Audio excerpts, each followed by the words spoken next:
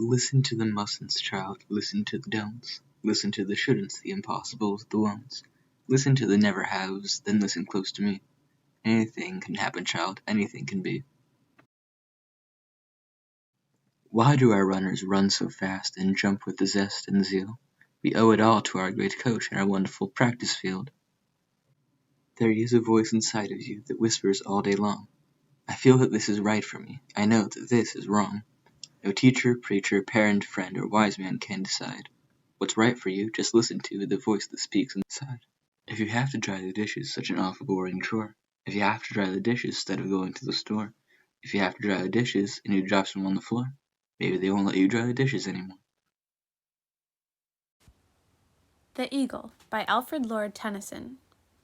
He clasps the crag with crooked hands, close to the sun in lonely lands. Ringed with the azure world he stands. The wrinkled sea beneath him crawls, he watches from his mountain walls, and like a thunderbolt he falls. Duck's Ditty, from The Wind in the Willows, by Kenneth Grahame. All along the backwater, through the rushes tall, ducks are a-dabbling, up tails all. Duck's tails, drake's tails, yellow feet a-quiver, yellow bills all out of sight, busy in the river. Slushy green undergrowth, where the roach swim, here we keep our larder, cool and full and dim. Every one for what he likes, we like to be, heads down, tails up, dabbling free. High in the blue above, swifts whirl and call, we are down a-dabbling, up tails all. The Listeners, by Walter de la Mare. Is there anybody there, said the traveller, knocking on the moonlit door, and his horse in the silence tramped the grasses of the forest's ferny floor. And a bird flew up out of the turret, above the traveller's head, and he smote upon the door again a second time. Is there anybody there? He said. But no one descended to the traveller. No head from the leaf-fringed sill leaned over and looked into his grey eyes, where he stood perplexed and still. But only a host of phantom listeners that dwelt in the lone house then stood listening in the quiet of the moonlight to that voice from the world of men, stood thronging the faint moonbeams on the dark stair that goes down to the empty hall, hearkening in an air stirred and shaken by the lonely traveller's call. And he felt in his heart their strangeness, their stillness answering his cry, while his horse moved, cropping the dark turf, neath the starred and leafy sky. For he suddenly smote on the door even, louder, and lifted his head. Tell them I came, and no one answered, that I kept my word, he said. Never the least stir made the listeners, though every word he spake fell echoing through the shadowiness of the still house from the one man left awake. They heard his foot on the stirrup, and the sound of iron on stone, and how the silence surged softly backward when the plunging hoofs were gone. Saturday, March 14th, 2020. My orchestra teacher, Dr. Lauber, told us we should start journaling because we're living through historical events, so here we go. I'm sitting in Javas right now as I usually do on Saturdays between classes. It's often very busy, but today it's much quieter. Still feels okay, but a little eerie. I just had my last in-person piano class because Eastman canceled classes indefinitely. I was the only student there. My teacher and I were productive, though, and had a good chat. It's later in the day now, and I just had my last virtuosi rehearsal for a while. Today's rehearsal was bittersweet in an odd way. We were all happy we could be there, but we knew that we might not be there again until the fall. Partway through, we got a notification that said all schools in Monroe County are closed until further notice. We knew it was going to happen because an employee at Greece Arcadia got coronavirus.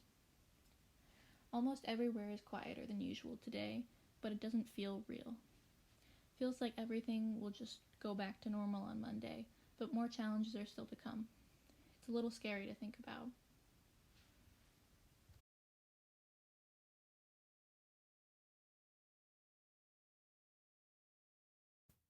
To Myself, by Franz Wright. You are riding the bus again, burrowing into the blackness of Interstate 80, the sole passenger, with an overhead light on, and I am with you.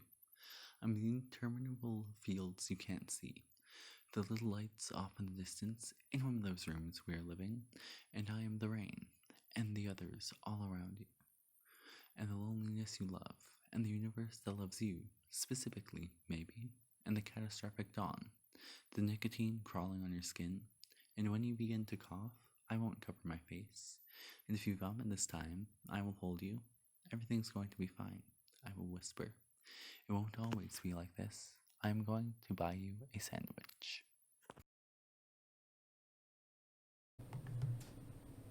From whence shall we expect the approach of danger?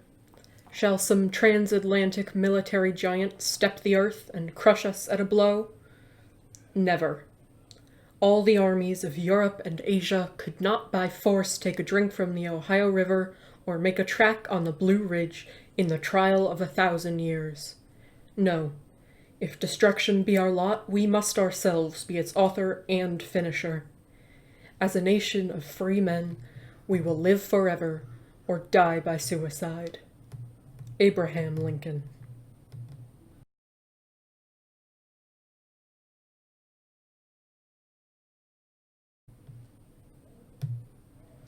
Music by Walter de la Mare. When music sounds, gone is the earth, I know, and all her lovely things even lovelier grow. Her flowers in vision flame, her forest trees lift burdened branches, stilled with ecstasies. When music sounds, out of the water rise naiads whose beauty dims my waking eyes. Wrapped in strange dream burns each enchanted face, with solemn echoing stirs their dwelling place. An excerpt from Adventures of Isabel by Ogden Nash. Isabel met an enormous bear. Isabel didn't care. The bear was hungry, the bear was ravenous, the bear's big mouth was cruel and cavernous. The bear said, Isabel, glad to meet you. How do, Isabel? Now I'll eat you. Isabel didn't worry. Isabel didn't scream or scurry. She washed her hands and straightened her hair up. Then Isabel quietly ate the bear up. I have been one acquainted with the night. I have walked out in rain and back in rain. I have outwalked the furthest city light. I have looked down the saddest city lane. I have passed by the watchman on his beat and dropped my eyes, unwilling to explain. I have stood still and stopped the sound of feet when far away an interrupted cry came over houses from another street, but not to call me back or say goodbye. And further still, at an unearthly height, one luminary clock against the sky proclaimed the time was neither wrong nor right. I have been one acquainted with the night.